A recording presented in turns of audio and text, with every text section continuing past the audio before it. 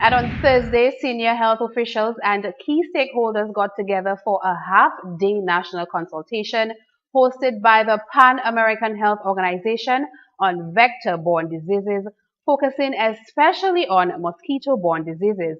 Among those in attendance were Parliamentary Secretary in the Ministry of Health and Environment, Ivor Stevenson, Permanent Secretary in the Ministry of Health, Helen Roy, and Chief Medical Officer, David Johnson.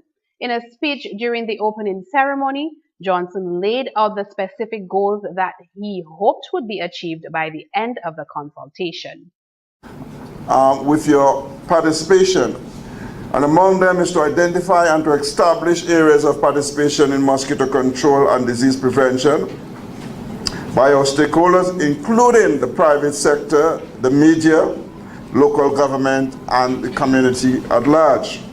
We also expect that at the end of this one-day or half-day national consultation, to illustrate the economic costs of vector-borne diseases outbreaks. You'll be hearing from a number of presenters in terms of the economic impact that's having on different sectors. And to identify areas of research and community action for reducing mosquito infestation.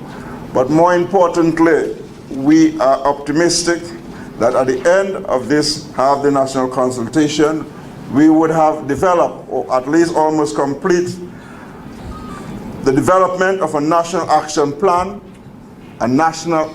plan for mosquito control.